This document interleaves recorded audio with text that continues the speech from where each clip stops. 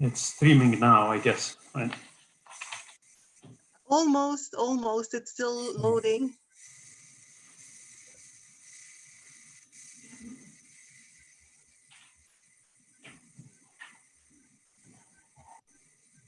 Yeah. Right, go ahead and start. We're good. Thank you. All right. Thank you, Trishar. Assalamu alaikum, and welcome to the second installment of the Muslim Educational Trust, American Muslims in the Public Square. We are honored to have joining us tonight Dr. Al-Barkouli. He is the chairman and chief executive officer of David Evans Enterprises and its subsidiaries. David Evans and Associates, a professional services consulting firm, and Flux Resources, a specialty staffing firm. Founded in Portland, Oregon, DEI employs nearly 1,000 people in 31 offices in 31 states. An alumnus of Portland State University's engineering school, Dr. Al-Barkouli has served as a trustee on the Portland State University Foundation Board of Trustees since 2014. From 2005 to 2010, he served on Portland State's Department of Civil and Environmental Engineering Advisory Council for the Massey College of Engineering and Computer Science. Dr. Barkouli was profiled in Oregon Business Magazine's April 2013 issue. In 2006, he was recognized as Rainmaker of the Year by the Daily Journal of Commerce. Welcome, Dr. Al-Barkouli, and welcome to our series. Thank you, Brother Jawad. Assalamu alaikum. Peace upon you, everyone out there.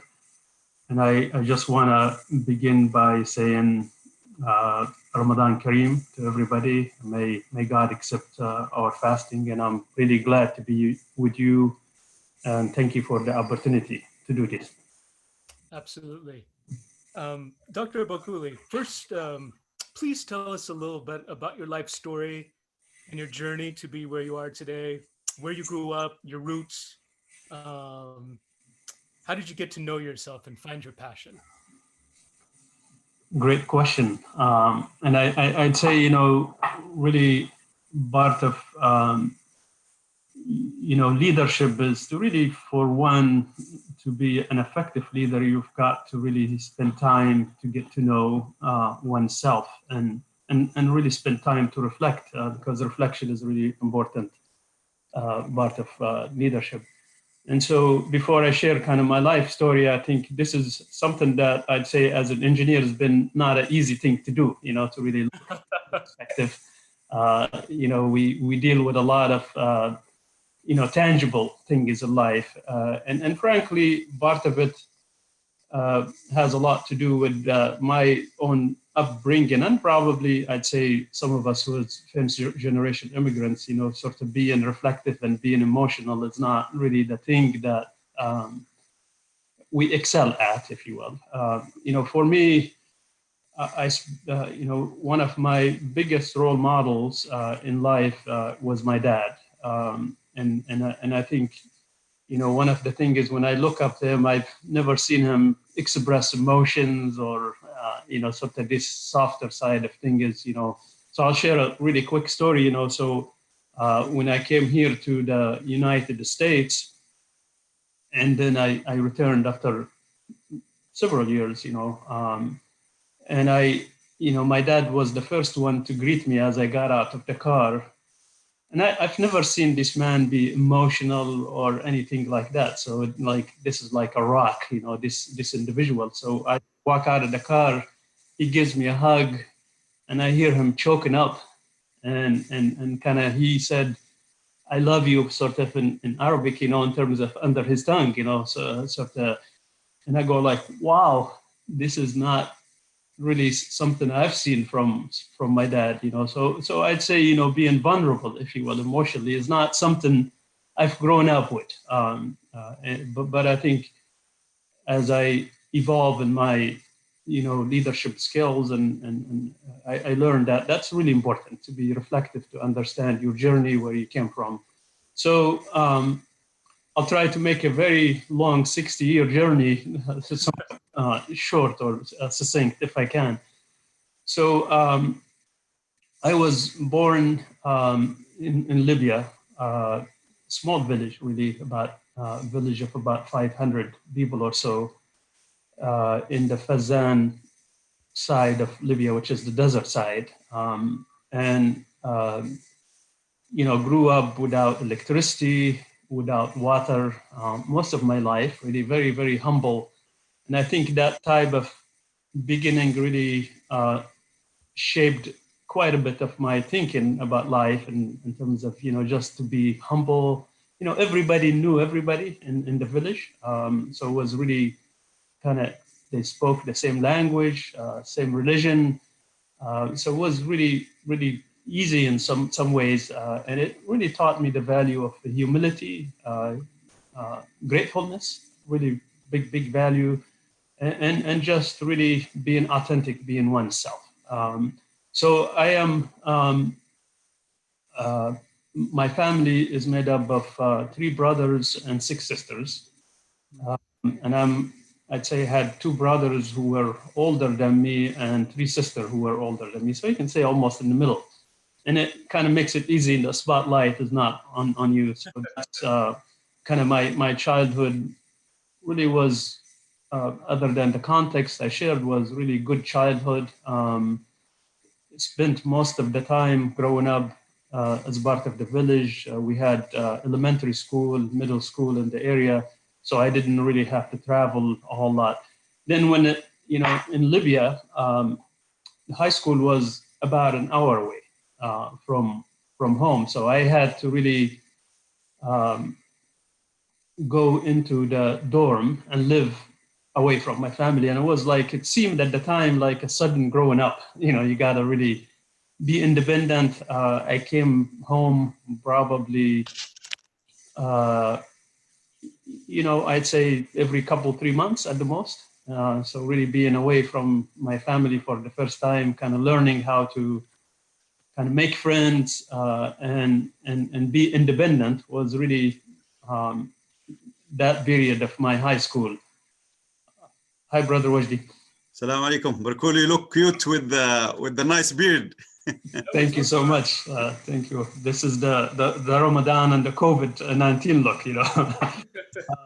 So anyway, I think that was the high school years, and alhamdulillah, did really well at school. And so really part of this, my aspiration from the high school days is to really be an engineer.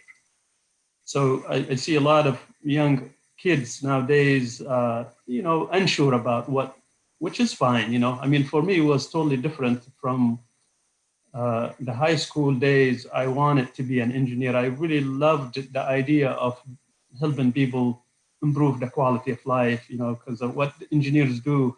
If you think about how the quality of life would be without some of these, whether it's roads or schools or whatever, infrastructure, and that really had a great deal of attraction for me. And I think the other thing I was kind of wishing and hoping in my mind is if I can get an opportunity to study engineering somewhere outside of the country, outside of India. So,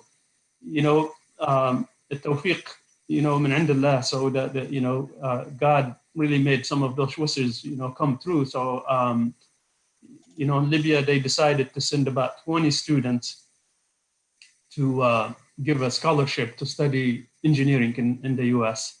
And I was one of the lucky ones to be awarded a scholarship. I mean, it wasn't easy. I mean, kind of trip of ups and downs, and I'm not going to bore you with sort of a lot of the details. But anyhow, I ended up getting one of the scholarships, and I think you talk about another life challenge to really go from very humble beginning in a village, not a lot of people, to fly to London and then fly into Washington, D.C. Right. Then once I got to the Libyan embassy, a lot of, we, talk with the embassy people, and they give you a check and says, here's your admission. And my admission was to the University of Houston, Texas. This is in the late 70s. And so I arrived with a, check from the embassy and a suitcase in Houston, kind of figure it out, I think trying to figure out, I had very little language skills at the time. So kind of learning how to navigate life, navigate the language challenges. But I think the first thing once I got into Houston is to learn English at University of Houston. So I spent probably about a year and a half between English and starting university, doing my studies in terms of engineering. And then I, knew of many of my friends from high school who are Libyans that said, can you come and visit Oregon? And I did. It was, at the time, it was about June, July timeframe. Houston is muggy, hot, humid, from a I was weather. actually born in Houston, Doctor. And I think, yeah, it's you know about Houston, yes, Jawad, yeah. And so when I came here, it was June, July was about 75, 80 degrees, very nice. And I kind of naively thought, this is how it's going to be like that all the time in Oregon. I certainly loved being with my buddies from high school. And so I went back to Houston after the visit and said, I need to come back to Portland. So I applied at Portland State University, was admitted to the engineering school, and I came in the winter of 1980. So I've been in Portland since 1980. And I remember when I drove into Portland, it was snowing. And I said, what kind of decision did I make here? This is not what I expected. And I think at the time, as you know, our city here, lovely city here, does not like snow. When it snows, everything shuts down, and so there was pizza, that's about it. That's the kind of food you can eat. Things were really difficult, and it made me kind of second guess my decision, whether it was a good decision to come to Portland or not. But I'm glad I made the decision. So I went to school here at Portland State, and I graduated with a bachelor's degree in engineering in the early 80s. But at the time, really, I made a decision that this is going to be home for me. That I'm not, Libya was kind of struggling with, politically speaking and so on and so forth. So I decided that I want to stay here, but at the time there wasn't jobs to be had. This is the recession, if you remember, who are old enough, it's the President Carter days. This, interest rates were like 20% or higher. Things were really bad economically. So I decided to go back to school and get my graduate degrees at Portland State. And so I went to school, I finished, and then by the time I finished was late 80s. And by that time, really things start to improve a bit economically. Got a job with Washington County. And I spent about a year. I really didn't kind of care for the bureaucratic system. Government tends to be a little, and so again, part of the story is really tawfiq min indillah, luck, whatever you call it. I really, by chance, I ran into people from David Evans and Associates. That's really how the story started with David Evans. And one of the engineers from David Evans said, hey, we would like to can you come and talk to us about a job? I said, yeah, sure. What I got to do is at the time, the company was less than 100 people, small company. You think about where we are today at, over 1,000 people. And so I went and at the time, the interviewer was David Evans himself, the guy who founded the company. He's retired now and kind of moved on since. And so they offered me a position. I accepted it as an engineer, staff engineer with the company. So that's really how I started with David Evans. But, I think one thing lead to another, working, doing projects, design, managing projects, working with a lot of clients, had some success. And I think I'd say, early 90s. So there were two people in the company that were very senior people. They decided to move on and start their own company. And so that it was a crisis for the company, frankly, at the time. A small company, they were very significant, very critical part of the company. But that created yet another opportunity. I didn't know it at the time. And this is really my first, start into management and leadership, I'd say. And so at the time, the two people who left, one was managing the Portland office and the other was managing the engineering team.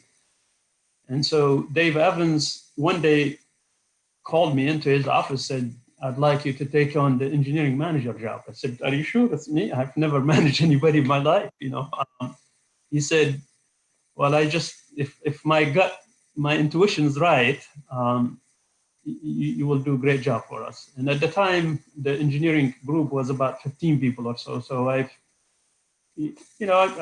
when somebody like Dave, who I had a lot of respect for, asked me to do something, I said, "Definitely, I'll do it." And so that was quite the emergence, sort of sudden emergence in learning and kind of, how do you manage people? How do you lead a group of engineers that are often more senior than I was at the time? But with luck and tawfiq, the 15 people in 3 years turned into 75 people. And so we had some good luck, really nice growth. And I think, as you know, in many organizations, when things go well, be ready for the next opportunity, And so after that, the next opportunity became managing the whole office within the David Evans, the Portland office, which is really the flagship office for the company. And again, Dave Evans, he called me. We had at the time 2 buildings. The company started to grow, and because the company was advertising the office manager position, but I did not apply for it. And so they were looking and looking. And then one day, Dave Evans called me and said, "What will it take for you to take on the office manager job?"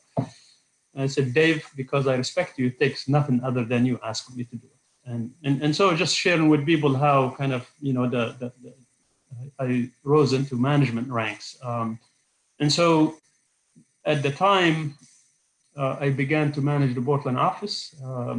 One of the biggest challenges we faced at the time was 40% of the revenue that was coming into the office disappeared, it seems like overnight. So the office was heavy into what we call the fiber optic telecommunication business. And as you, some of you may remember, we overbuilt in this country in terms of, the internet just was not catching up with the capacity that's being built. And so there was almost a sudden stop in demand for fiber optic work. And so, and I was taking on the office manager at the same time. So that was a big challenge. And luckily I had some management experience at the time. So kind of fast forward, we ended up diversifying the office, growing the office even to a bigger place than where it was before. And so a few years moves on, and then Dave Evans come back and says, "I would like to think about me leaving the company someday, and I'd like to think about succession, and I would like you to be part of a 2-person succession team." And so that was around 2004. And then, so there were 2 of us working on succession and who does what roles. And unfortunately for the other individual, he had some challenges and ended up being let go from the company. So that left me, and I became the president of the company in 2007, and then CEO and chairman in 2011. And again, kind of my timing again comes with a challenge. If you remember 2007, 2008, our country as a whole was really struggling with the recession. And I think one of the things about that recession, it seems steep and long. But, recessions usually don't last many years, but that one kind of lasted. So had really challenges, challenging times, but we were able to navigate, and then the company really took off. And alhamdulillah, today we're, as you mentioned, Brother Jawad, we're in 32 offices in many states, especially in the Western US, and roughly about 1,000 people or so. I would say we're probably either the largest, second largest company in the Northwest engineering consulting company. So that's really sort of how I became part of the leadership ranks and part of the management team at David Evans and Associates. I'll probably stop there. I just don't want to keep talking. I want to answer some of your questions. So that's really maybe another aspect to that. This is a story I've shared when I came to the MIT graduation, high school graduation. So, prior to this, I've not had any management other than my own on-the-job training. And I was contemplating in my mind, should I go to school to learn about leadership, about management? And so at the time, I was vacillating back and forth. I really didn't need to go to school. I had been chairman and CEO already. I don't need it to really, just more from a learning perspective. And so kind of as I was thinking about it, one day, as I mentioned earlier, one of my role model in life in terms of leadership is my dad. And one day I knew kind of from my brother that my dad was not feeling really well. And so one day I was driving to work on the Sunset Highway here, and I get a call, kind of frantic call from my brother in Libya, and he says, you need to call Dad. He's not feeling very well. And so I really, given my admiration and love for my dad, I bolted to the side on the shoulder in the middle of the highway here in Portland, which is probably not a good idea. I wouldn't advise anybody to do it. And I called Dad, and at the and I could hear, his voice was, no, he's not feeling very well, and what he told me, he said at the time, hey, everybody's around me. My sisters, my brothers, all the family, but I'm missing not having you here. And I think we both knew that would be the last time we would talk. And we both cried, really, on the phone. And he said, go for it. Whatever dreams you have, just go for it, and that was the last time I spoke to my dad. And so in his name, in his honor, I decided to really enroll in Antioch University, the PhD program in leadership and change. And I'm really fortunate in 2015, I was able to get my PhD degree in leadership and change, which is really as a dedication to my dad, but it kind of a dream that I had myself. So that's another part of my story, my life story as well. Well, honestly, it's a really amazing story, because it seems that you are the epitome of when people talk about the American dream, the immigrant's dream, who have passion and energy and dedication to do and accomplish what you've accomplished. Alhamdulillah. Thank you, brother. So I wanted to ask you, in your opinion, and I know because when you mentioned the PhD in leadership and change, which I think also is something that's relevant to some of the questions that we're going to talk about, some of the things we're going to discuss about the Muslim community and communities in general, is that, in your opinion, what do you feel, or in what way can Muslims most effectively give back to their communities to build a stronger community? We know across the country the different various groups of communities that exist, and that we have subsets of. We can have the African American community, Hispanic American community, the Asian American community. We're part of the Asian American community. We're part of the African American community. And people have come up with systems to grow and to grow in solidarity. What do you feel is the best way that Muslims can give back to our community? Really great question. I think our religion is a religion of caring, a religion of compassion, a religion of generosity. And I think we must, this is especially right now with the COVID situation, we must practice those values that are instilled in religion. We need to give back to our community. I think regardless of religion, ethnicity, race, we need to show the world who we are and that we are part of this community, that we care, that we can give back.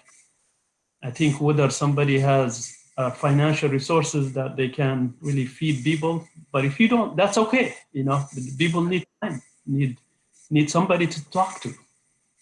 People need blood for people to donate. You know, there's many ways. You need time. You know, expertise, and I think really one of the ways we can give that to the community is really just doing that to really show who we are, because that's really what I believe what our religion is about. That's what we are about. You know, to me, it's great that we have, and you practice the 5 pillars of Islam, but Islam is more of how you treat people every day. Right. And we have to show that what it's all about. And this is what an opportunity right now, especially. And I really must say that I have been really impressed by the work that MET is doing in terms of, showing the people that we care about people, regardless of their religion or ethnicity, and I would, encourage all of our community to give in some way, form, or shape. This is the times. I mean, when times are good, it's easy, right? This is the times when it's really important that we give back and we become part of the fabric of this community, because community needs us. That's really well said. One of the impetus for having this webinar series, American Muslims in the Public Square, was exactly as you said, to show ourselves and in our light. And we've seen the data that's come out from Pew Research and from other places about people's opinions and feelings about Muslims, and the misinformation that they're fed by people, the industry, the media industry, sometimes using Islamophobia as an industry to get clicks, to get people to buy things. And the way that we show and create our narrative is by showing exactly who we are, that we are vital parts of the society. We have a president and CEO of a large organization. We have this Ramadan food box drive that we did, the impetus that MET had for that was a response. We saw things weren't being done. We might have to wait around for this or that. What is it that we can do? And I'm sure Brother Wesley can correct me if I'm wrong, but I think we've delivered about, over 1,300 boxes now to people. It's really great. I mean, that's really exactly the kind of role model, and I think if we want the way which that anybody's beliefs change is they need to see different experiences, right? Our experiences in many ways in life shape our beliefs, right? Whatever those are. And I think if we want people to believe something different about us, I suggest that we create different experiences that, we own that part of it, to say, this is who we are. Definitely. I had a question that came in, and it relates to another question that I was planning to ask you in any case. And that is, as you are a Muslim American, a Libyan American, and I'm sure you've faced different challenges through your rise to the corporate world. The question that was asked by an audience member, and the one that I want to ask, is what was the most challenging thing that you faced in your journey to where you are right now? And that could be whether it's related to how you were seen or perceived as a Muslim or a Libyan American or an immigrant, or in whatever way that you would like to answer that question. Because I think someone who has the passion and it seems like the principles that you live by, your answer to this, I think, could be very much edifying for our audience members and those who want to learn. Yeah, Brother Jawad, for me, I've never really got caught up in kind of, this is how I look, this is how I sound, this is, because I think that can be self-fulfilling prophecy. You can really feed that, and when you start to believe it, then your actions and your behavior are going to be aligned with that sort of belief. So really, that was maybe it is a challenge, and I don't want to be naive about it. Just to be really honest, I mean, I know there's prejudices, there's people who may not like this color or that color or whatnot, but I just, for me, I never paid attention to that chatter, if you will, and the just kind of put it aside, and say, what can I do? What can I control? Because there are things you don't control, right? And what are the things that I can control? So, but I'd say, one of the challenges, especially for people who, like myself, work in the tangible. I mean, engineering is about, bridges or roads, or thing is that, they're tangible. You touch. And I think when one goes into management and leadership, you're dealing with human beings, and there's emotions, there's the intangibles become really, really critical. So being, as I mentioned earlier about my story, being able to be vulnerable, being able to really understand yourself, and your great question at the start in terms of the life journey, to really reflect and become emotionally more intelligent, if you will, is probably was one of the biggest challenges, I would say, especially for somebody coming from a technical background purely, and dealing in the sort of fuzzy, if you will, the fuzziness of leadership and management. That was really, really, really, really challenging. And I think, engineering school, unfortunately, even nowadays, they don't prepare you for speaking. They don't prepare you for writing. They don't prepare you for the soft skill, if you will, and so that was, but I think for me, the big thing was like, don't listen to this story in the head that says you're different, you're not as good, or you're not. I think you can overcome that once you get to know yourself and not focus on that negative thinking, if you will. I mean, the world is full of, I'm not, again, like I said, I'm not naive that stuff does not exist. That's an interesting point, because there's always this balancing act between understanding and recognizing the challenges that we definitely face, at the same time not getting into the victimhood mentality, where we become less proactive in saying our narrative and having our narrative out there.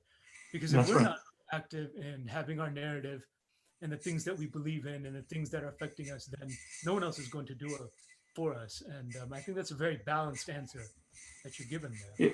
Yeah, I mean, I sort of really, that accountability, that one needs to really take that accountable stance. And then, unfortunately, in our culture here in the US, especially, it does, I mean, you think about the court system, and it's kind of, you got to blame somebody, you got to go after it. And that sort of, that mindset can really grow. And I think for me, I mean, it's important that you see the circumstances, whatever they are, right? I mean, you don't want to be naive and not see them, but you need to rise above the sort of finger pointing or this or that, or like, to your point, being stuck in a victim sort of stance.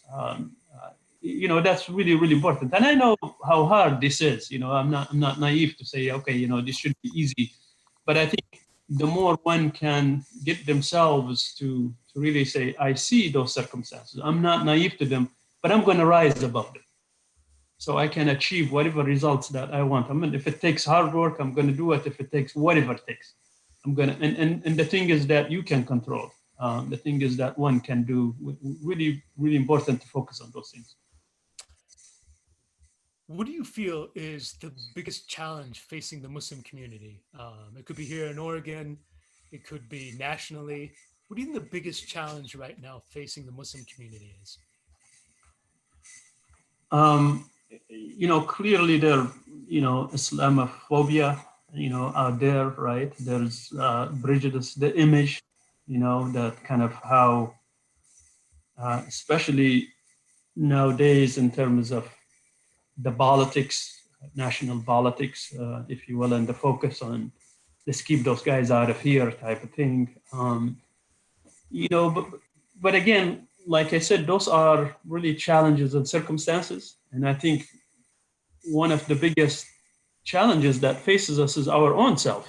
So how do we see those things? Do we see them as challenges and we're going to say, okay, because so and so doesn't like me, or therefore I'm going to be victim of that thinking, if you will, or do we see them as saying, yeah, no, we understand those things are going on, but we're going to prove that we can rise above those things. We're just as good as everybody else. We can be successful. We can be part of this community, vibrant community. We can contribute.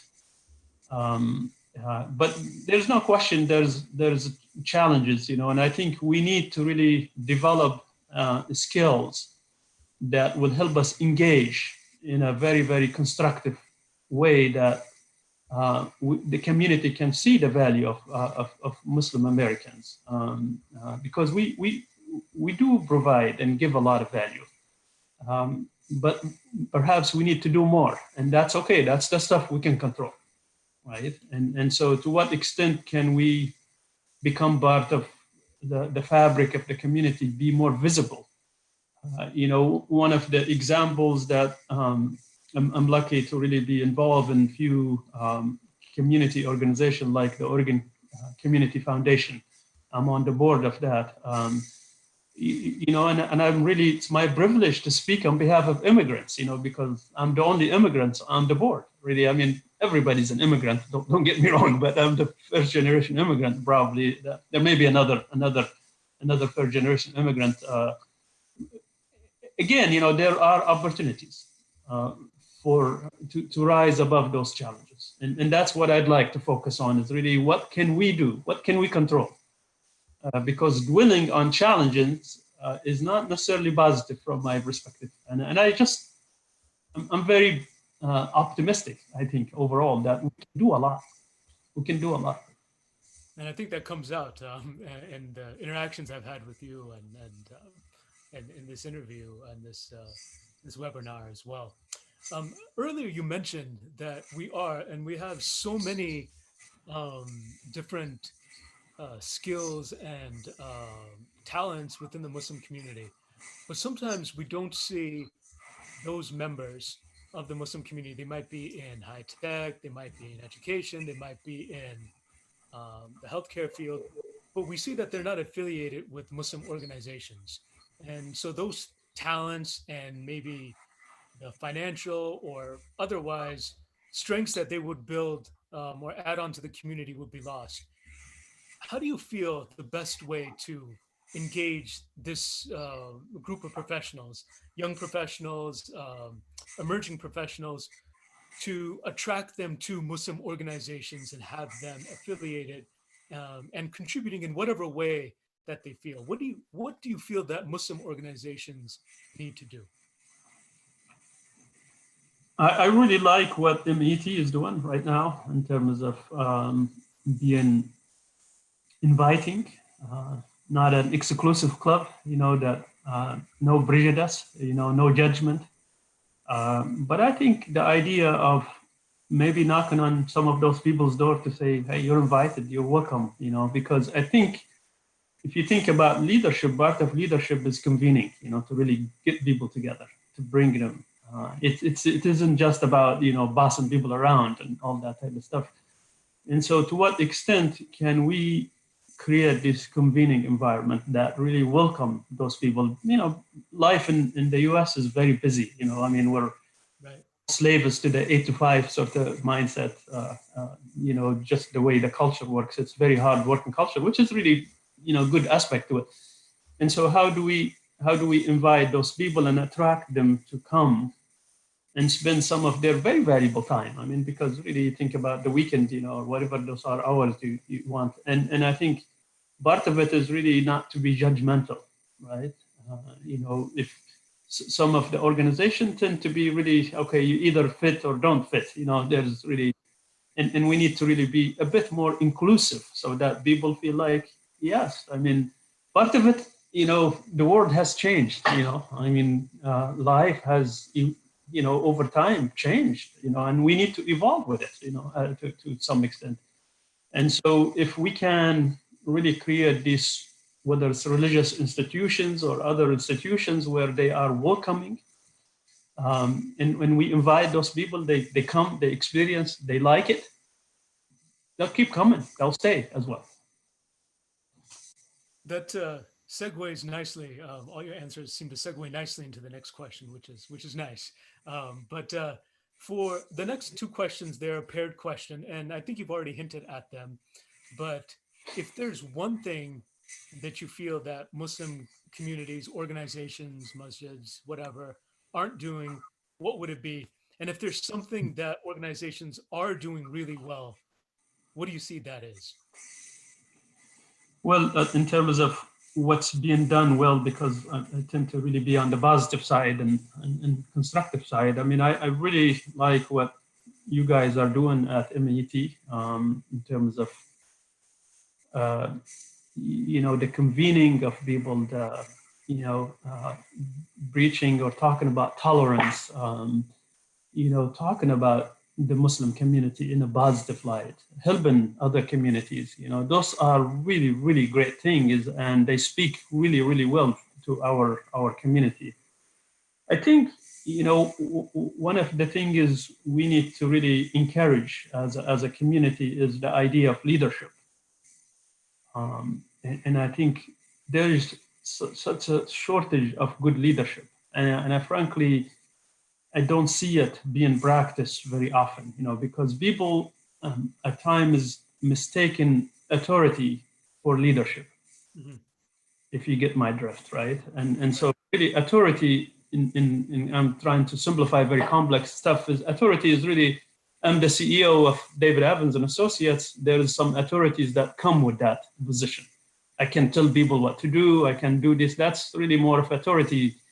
And I think authority is important, and it's really, but it's very limited role. If you think about really authority, there are somebody who authorizes you to get your authority from, and those people are looking, generally speaking, for, you give them direction what to do, right?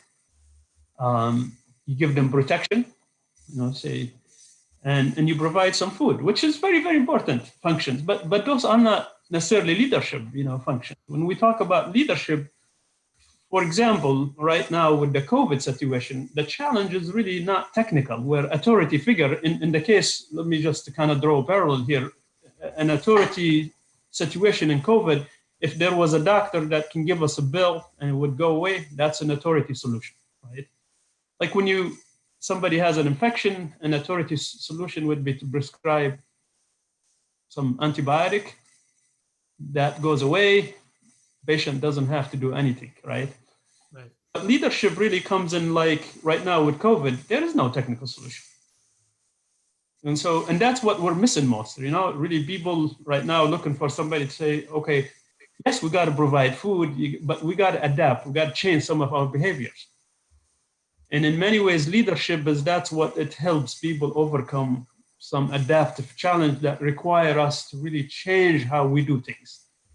And that's really difficult, because when you force people to change behaviors or habits, you're exceeding the scope of your authority, and they're not going to like it very much, and sometimes, And so being able to really manage that delicate balance and create leaders who can help us navigate, because in many ways we have a number of adaptive challenges as a community, if you will. And we need people who can help us navigate those in a way that doesn't coddle us, if you will, but at the same time doesn't exceed our capacity to learn and adapt and become really, really good. And I think that's a skill that some of our institutions can help us grow, requires this sort of emotional intelligence, some of those things that are really important in mobilizing people so that they can solve their own challenges. They need somebody to help them learn to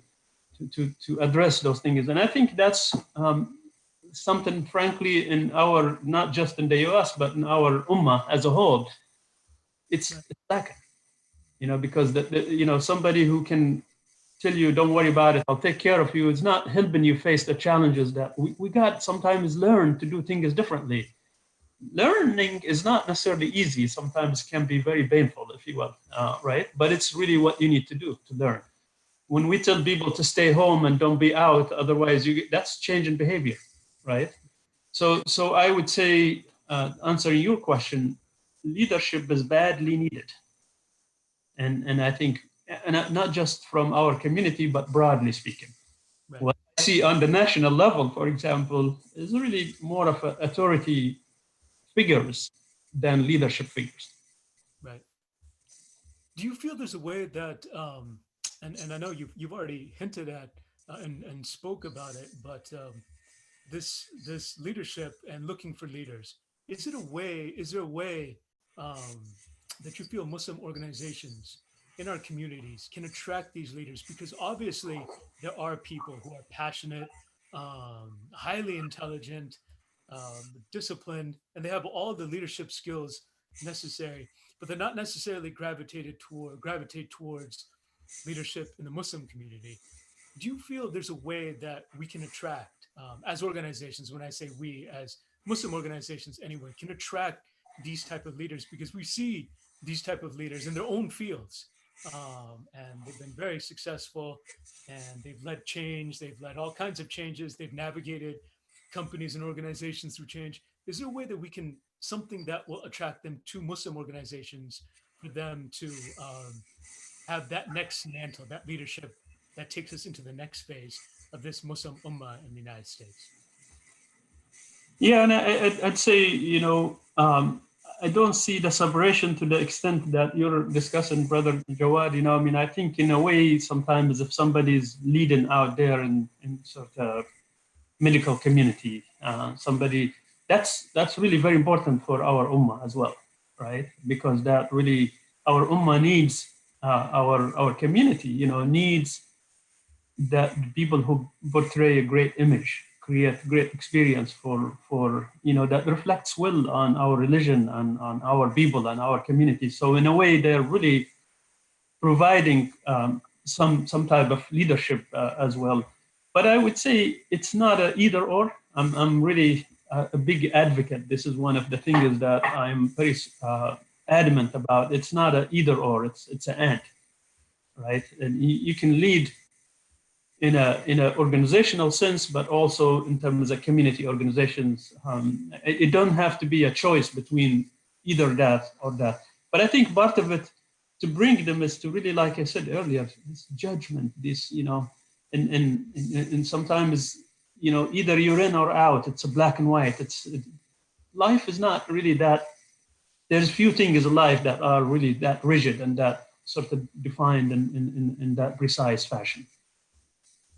Jawad, with your permission, Dr. Barkouli, we have few questions online and few in text Sure. as well. Sure. Absolutely. We have one of our great architects, Richard Whittling, and he's asking a question that since you became the CEO and president of David Evans, have you encountered any challenges, within the organization or outside, And then there are a few questions related to youth and women in your life, if you don't mind to answer the first one. Yeah, no, I think that's a great question. Challenges in terms of racial or religious challenges, I really have not. To be quite honest, I just have not. And maybe because I'm not looking for those things too. It maybe they're there. I'm just not looking for them. I would say really Dave Evans, who founded the company, is very open-minded. Really not somebody who has a prejudice in his bone, if you will. Really, it's about how good you are at what you do, and it really speaks really well for the whole company, the whole culture. I think the other thing is our culture in the Northwest is different probably than other places in this country. So I'd say our Portland community at large generally is very accepting, I would say. Yes, I would say generally very, very accepting and very, very welcoming to differences and there's no question it's not perfect. I mean, don't get me wrong. But I think me personally, I have not faced sort of those type of challenges. It's really more business challenges, external.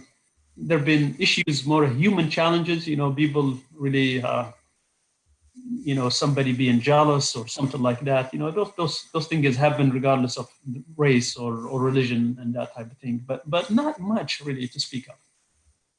What's the second question? Which day? I'm sorry, Brother Wish. The other questions, one of them is the role of women in your life. You mentioned your dad, assistant. Yes, Assistant, and I really this is that's a oversight on my part. This is a sister that is asking that. Yeah. Thank you for this question, because it's just, and I give you a little context. When I went for my PhD studies, one of the first things they asked us to do is to write a reflective essay to kind of look at that. And I wrote these 50 pages of reflection on life, and I think one of the people in my essay, the woman that really is very, very special to me. I mean, I'm getting emotional here, is my mom. Bless her. She's still alive. She's in her 90s. Still alive, mashallah. I tell you, my dad was this sort of tough guy, and if anything, my mom taught me is really that being soft, it's a good thing. And I think she brought that sort of gentleness to my life, and I think she was like, really, my dad was the external. He was a merchant, doing a lot of work outside the house. She was really in charge of the house and the leader of our family inside. So she taught me that you don't have to be tough to be a leader, in terms of, just invulnerable. And to this day, I'm talking to her every week as much as I can, because she's really getting old. Somebody I obviously love dearly, dearly, my mother. Obviously, my wife is a big part of my family. And Najat here, I have 6 kids. Allah bless them. And 4 girls, alhamdulillah. And I couldn't live life without my wife. So women, I mean, in my life are really, really important. And it's a completely oversight on my part not to mention that up front. Another question from a sister. She's saying, she's an African-American Muslim sister. She's saying the struggle, of the African-American community. And she was very excited to know that you're an African. Yes, I am. Yeah, and happen to be Muslim and happen to speak Arabic. How do you reconcile your identity as an African and with America, still struggling about race and about, the system, that has created the slavery, that created, the ethnic cleansing of the indigenous people? How do you balance this equation with your commitment, as a CEO and president and representing, several foundations, the PSU Foundation, the Oregon Community Foundation? How do you heal, and unify with your, with such a system, Yes. Now, another great question, really. An important one, frankly, because, we need to heal, to use in your word, Wajdi there. And I think for me, I see my role is to really create opportunity for other people who are like me, kind of be blazing that trail so that other people can see that, yeah, if he's done it, I can do it too. But the system as a whole, yes. I mean, I'm not naive to kind of, the history of the system, how we got to where we are today. But I think it's good to know history, and understand it, and yet at the same time find a way to move forward, to heal together. One of the things I've been really encouraged about, in many organizations, whether at my company or some of the foundation work I do, I see the idea of equity, diversity, and inclusion as being really a big goal, big theme that, whether it's at the government level or at foundation level or organizational level, that's something that's really being sought, something that being focused on. And I think, to me, what I tell people, it's really equity is something we can put an equation or numbers to it to say this percentage has to go to minorities or whatever. Same thing with diversity. This many has to be women or minorities or whatever. But the piece that's really most important for me for this community is to feel the inclusion part, the sense of belonging, that you belong, you have a place at the table, and it's your voice is being heard and appreciated. That's really much more difficult, and that's really perhaps that's what we're sort of struggling with the most, is that feeling of you belong, you're part of us.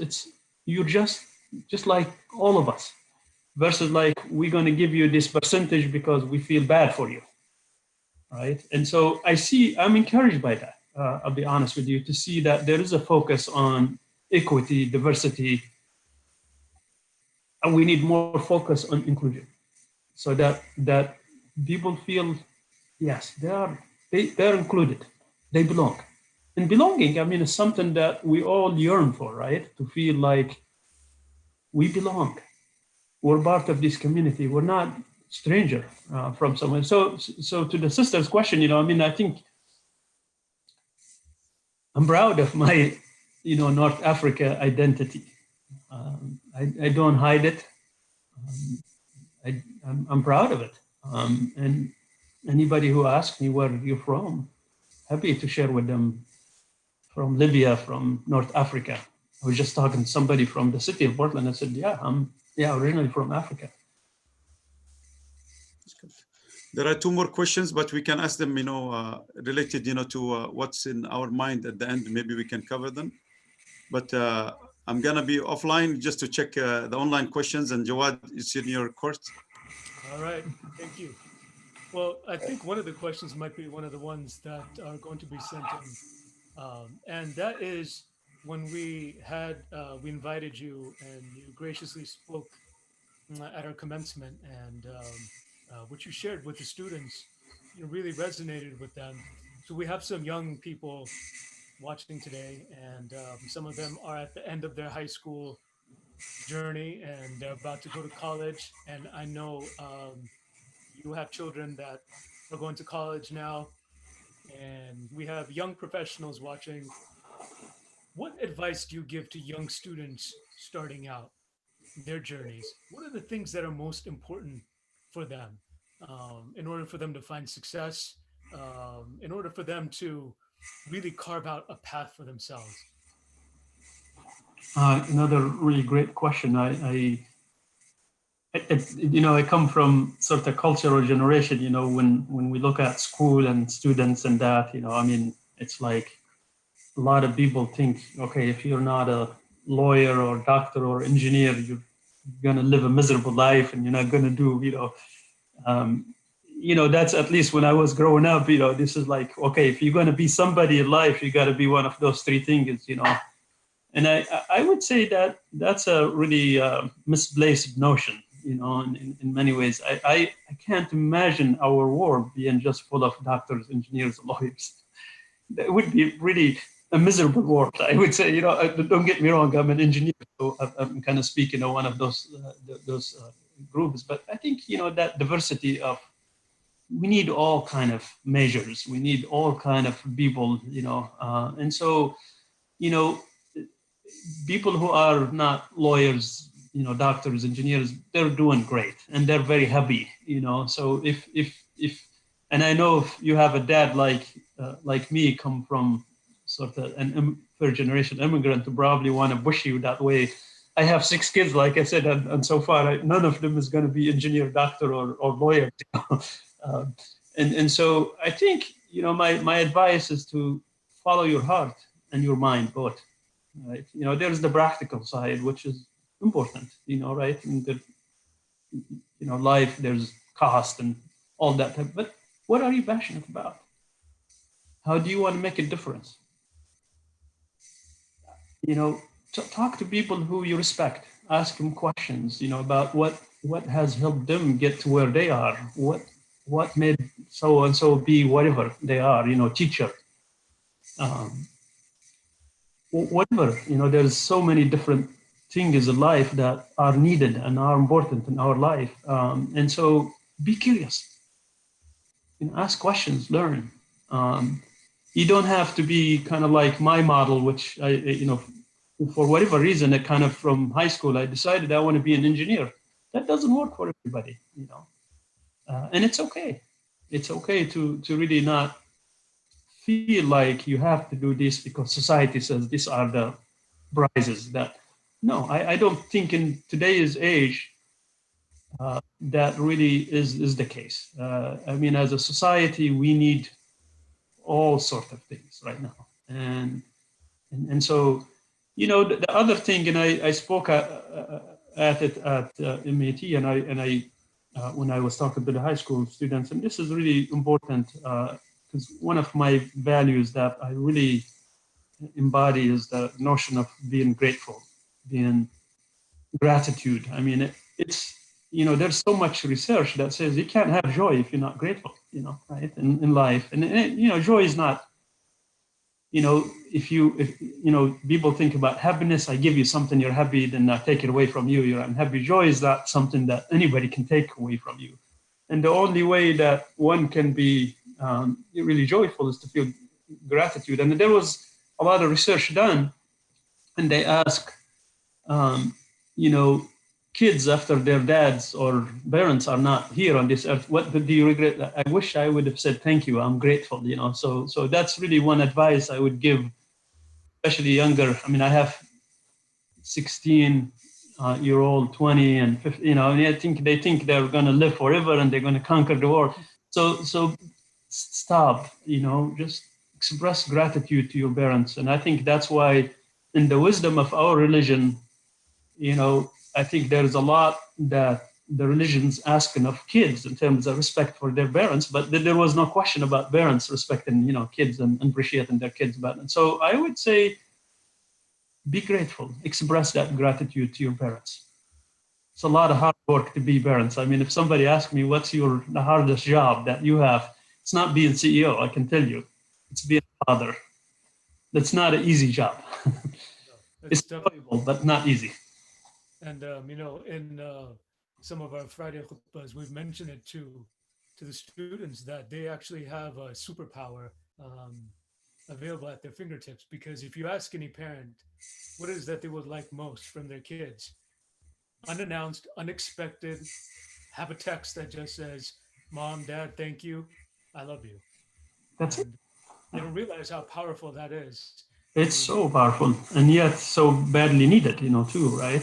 I think so. That's really another, maybe not a career-oriented advice for younger generation, but more of, I would say gratitude in general about life is something that's really beautiful. And if you, one of the words I love in our religion is the word Alhamdulillah. It's such a, I mean, you could write a book about it, right? Because it's, and for me, whenever I'm in sort of thinking, whoa, what happened? And say Alhamdulillah, and then all the worry, all that stuff goes away. And in all the situations in which we use that term, the phrase, it centers us back. This happened, alhamdulillah. Something good happened, alhamdulillah. And it centers. You got to be, yeah, exactly, grateful for good and bad between, right? And if you are, I believe that God will give you more, Definitely. We have reached towards the end of our time here. I want to ask if Brother Wajdi can come back and ask the last few, and then I think we'll wrap it up. Brother Wajdi, are you there? You're muted, Wajdi, if you're talking. Are you on mute? Dr. Barkouli, you have been part of my personal life for 33 years, since 1988. I met what I call the quartet, the Sabha quartet, yourself, Ibrahim, and Khalid Hudayri, and Hassan Abdullah. And what a blessing to know each one of you. And in this context, you have been very consistent, in terms of your approach, in terms of your way of thinking. And In your perspective, we have talked in the past, about your PhD, the culture of fear, Yes. being a victim, the culture of being a victim, that in Islam, we don't accept such, terminology, rather than we have to integrate by design, What inspired you, with this kind of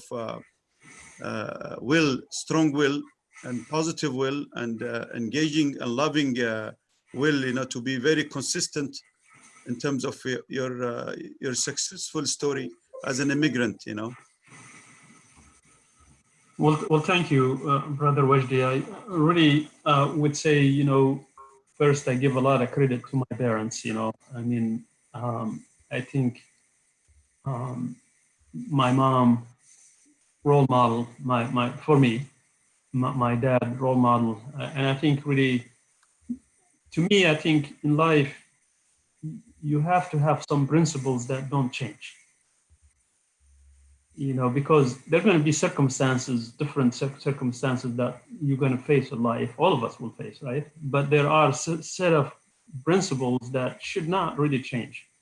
Like being grateful. You're grateful no matter what. You can't say, well, it's a conditional thing, right? Or being humble.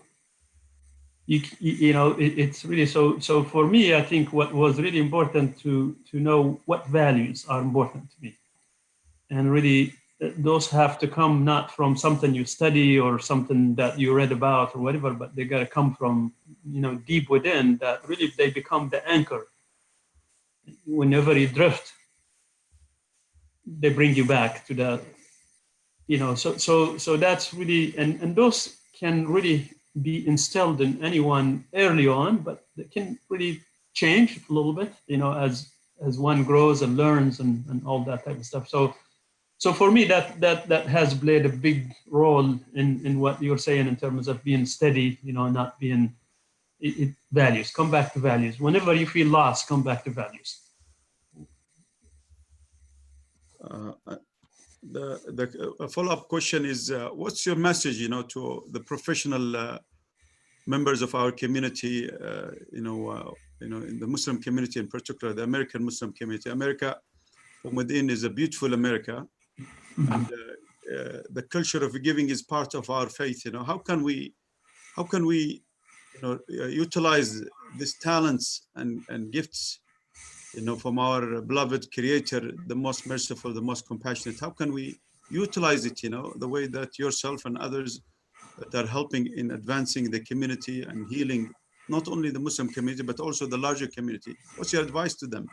I mean, those that are fearful, those that are isolated, by choice, or marginalized by their own choice, Yeah, I mean, I think this is really another great question, Wajdi, because I think sometimes we're our own worst enemy, right? And we start to really think a certain way. And because one of the things is that all of us need to realize is that our beliefs, what we think, about life influences in a great way our actions. So if we believe that we can't, it doesn't matter. We're not going to be able to. And so really beliefs are really, really powerful. So really working at that level to make sure that we have the right beliefs that will really propel us to do good, to excel. One of the things is that's really near and dear to my heart is the notion of excellence. And I believe that every single one of us in life has an infinite potential. Infinite. There's no limit to it. The only limitation is kind of how we think and what we do. And I think for me, excellence is not about comparing myself with you, Brother Wajdi, or with you, Brother Jawad. It's really being my best self. And I think for everyone in the profession to really be their best self. Whatever that version is different than my version or your version, Wajdi, or we're all different, and that's great. Shoot for excellence. I tell a lot of people, young people who come to my office, I say, you have a lot of potential, fly. Don't let anybody clip your wings. Go. And I think we have a lot of potential in our community. People need to go. Don't be your worst enemy. Don't let your beliefs be the reason that you stop. You cannot control what other people's beliefs are. You can only influence it, right? What we can influence is what we think and what we do about it. And so I hope that our community, we got a lot of potential, Frank. We got young generations that have a lot of potential. And our job, I see my job, many other people, is to kind of pave the way so that they can do greater things than our generation has done. This country needs us, really. We can be really big part of this community, big part of this country. It needs us. And I think there are already a lot of Muslim Americans who have done a lot of great things in this country. So just go. Don't limit yourself. That's really my advice. One message is from a dear brother. He's saying, to Dr. Barkouli, how do what's your message, to the youth, and how can you create a role model and people can follow in your footsteps of success? Well, thank you for the question. For me, I am really passionate about this young generation. So what I will commit to is myself being available for anybody who wants to talk, who wants advice, who wants, to understand kind of my path, if you will, or I want to help. I want to help on a individual level, but also on a community level. Two of the foundations I sit on is at Portland State University on the board of trustees there for the Portland State Foundation, which really, I hope, has a broader impact on a lot of students, young people, facilitating, financial support, but also the Oregon Community Foundation, which, part of the goal there is to make lives better for all Oregonians, And so for younger people, I am here. I invite anyone who is interested and want to talk to talk. I'm here talking today, hopefully trying to get my story out if it helps anybody. And I'll do everything I can in my power to help, because I think that's the future, is this next generation. We got a lot of potential. And one last question. They say that David Evans is designed a lot of the bridges in our Portland. Can you name some of these bridges that you impacted, or David Evans as a company impacted in terms of? I think that's if you think about it, we probably worked on most of the bridges on the Willamette River. So you start with the Sunwood Bridge, which is recently constructed last few years. We did work on it. We were the program manager for the whole project. And so that's one project. The last work on the Hawthorne Bridge, that was, to really extend its life, if you will, by repainting it and making it, we did that work. But you look at all the bridges down the line on the Willamette River, and I'd say probably we touch all of them in some way, form, or shape. And so company has, we did a lot of light rail. So all the Milwaukee light rail from the bridge going to Milwaukee, that's this David Evans project as well. We are the prime designer on that project. We're working on Rose Quarters right now that's the I-5 by the Trailblazers Stadium there. We did a lot of work on the Columbia River crossing before it died, and with the prime contractors there. So yeah, I'd say we've done a lot of the big projects around town here. Jawad, do you have any questions? Or I think we've gone through our the list of questions that we wanted. Dr. Barkouli, is there anything we didn't ask you that you would like to talk about before we any closing remarks? I just want to say thank you. I'm really deeply grateful to you guys, not just in the sense of the invitation today, but all the leadership work that MET is doing for our community. I am really impressed, I would say. I am a big supporter, big advocate for MET because I believe in the work that you're doing.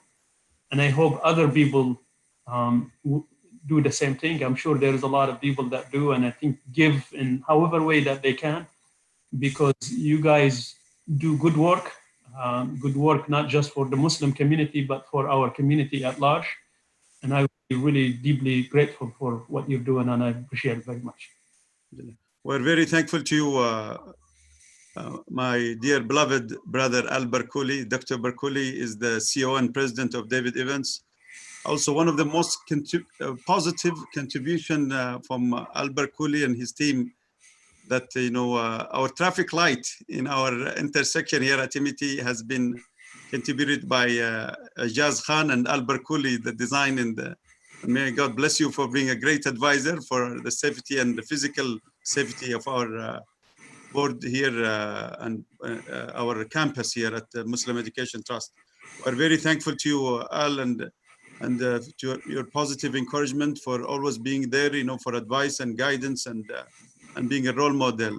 May God bless you and bless your family in these blessed days of Ramadan, the final days of Ramadan. Jawad, do you have anything to say or close? I will close with thank you again, Dr. Barkouli, for your time and your thoughts and your words. I think there's a lot that people can learn and understand from all of us and each other. And really, thank you so much for your time and your contributions to this community and this ummah, and your continuing contributions to this ummah. Thank you so much, and happy Ramadan to everybody. Thank you. I'm very thankful to the sisters and the brothers that are helping online, Sister Sahar and Sister Juwaria. May God bless you for being a great invisible, but you are visible with Allah subhanahu wa ta'ala. Thank you very much. Thank you so much. Brother Wajdi, one last comment for the continuing for the webinar series. Our next installment will be this Friday, inshallah, when we host Dr. Yasmin Ansari and Dr. Khidr Daluk from HSU. And Dr. Faiza Suhail as well. Also as well. And on Saturday, we will have our third annual commemoration of the Max attacks. And we'll have multiple speakers who are speaking, including Suzanne Bomanici. We look forward to that and hope that you can join us there at 6 o'clock, 6 p.m. Lastly, before I conclude and we end this webinar, the services that Dr. Barkouli mentioned that MET does is funded by generous donations by the community and by foundations. And if you want to contribute to this, especially in these last 10 days of Ramadan, the work that you do, the generations that are going to be supported by this community work, you can be a part of it by donating generously. You can go to our website, metpdx.org, and you can donate. And you can donate in the honor of your loved ones, people who have passed away. If you want to see this work continue, make it something that will be lasting, a donation to this organization and for more events and for the services that we provide to keep our doors open during this pandemic and during this crisis. Assalamu alaikum, and we'll see you again Friday night. Alaikum salam. Thank you. Salam alaikum salam. Thank you very much, my dear.